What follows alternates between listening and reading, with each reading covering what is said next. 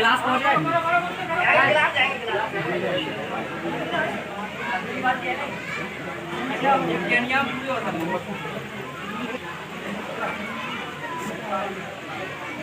क्रम में अगला नाम है श्री अमित साक्ष जी।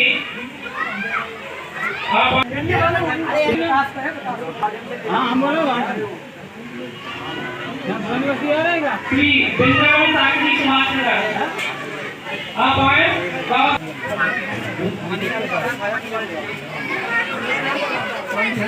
इसी क्रम में हमारे तो यहाँ पर खाने का आयोजन किया गया, तो छोटे बच्चे बाहर जाके खाना खा सकते हैं। जैसा हमें सूचना प्राप्त हुई है, छोटे बच्चे खाना खा सकते हैं क्योंकि कार्यक्रम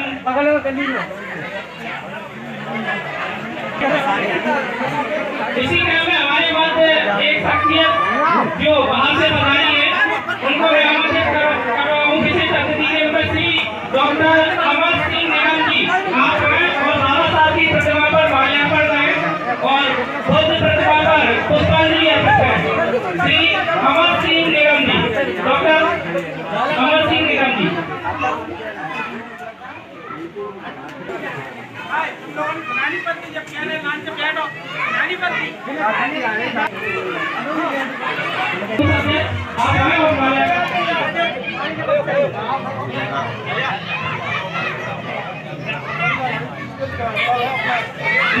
श्री बलराम साक्ष जी शिक्षक, आप आए। बाबा साहब की प्रतिमा पर माल्यार्पण और बुद्ध की प्रतिमा पर पुष्पांजलि अर्पित करें। इसी क्रम में अगला नाम है। आज पुरानी बस्ती में बाबा साहब भीमराव अम्बेडकर की 132वीं जयंती पर यहाँ उपस्थित सभी महानुभाव को मैं साधारण प्रणाम करता हूँ।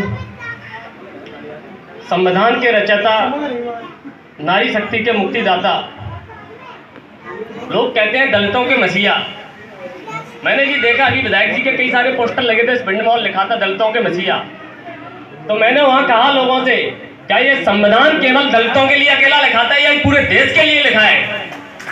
ऐसे बाबा साहब थे हमारे, जिन्होंने संविधान पूरे देश के हर वर्ग, जाति, धर्म को लेकर लिखा, और आप केवल दलितों की बात करते हो, दलितों के मसीहा बताते हो। इससे बड़ा अपमान हमारा आपका कोई हो नहीं सकता। साथियों, चंद लाइनों के साथ मैं बात करता हूं। यूं तो तेरे इश्क पर मेरी जान भी कुर्बान है, और बाबा साहब तेरे मिशन पर उसका इश्क भी कुर्बान है। साथियों, बात कुछ ऐसी है,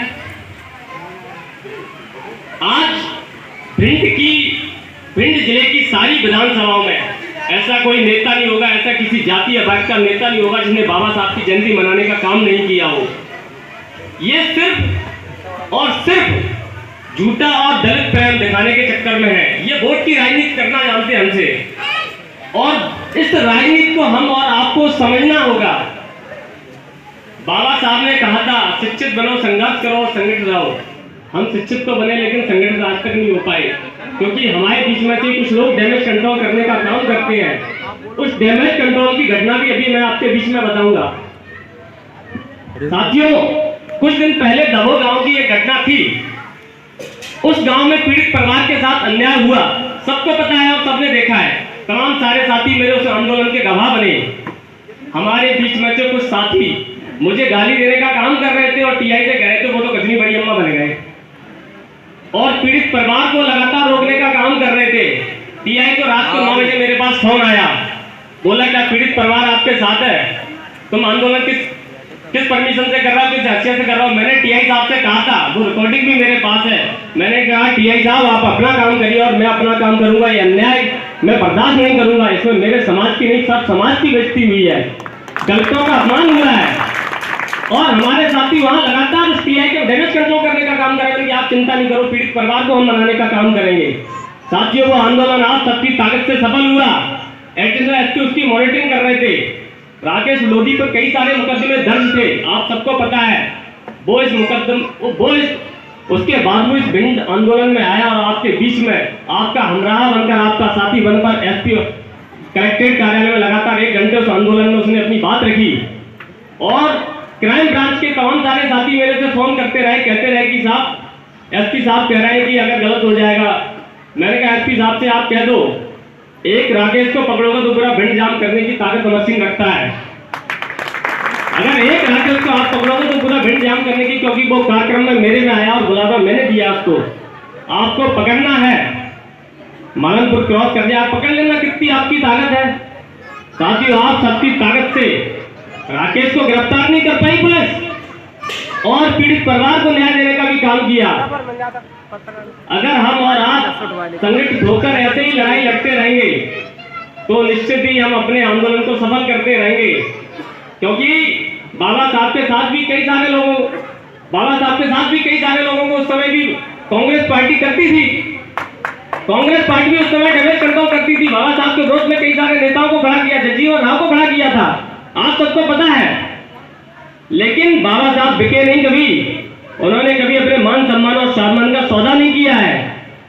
साथियों, जिस दिन हम बिकना छोड़ देंगे और अपने वोट की कीमत पहचान लेंगे, उस दिन से ही निश्चित हमारा वोट की कीमत हमें पता चल जाएगी।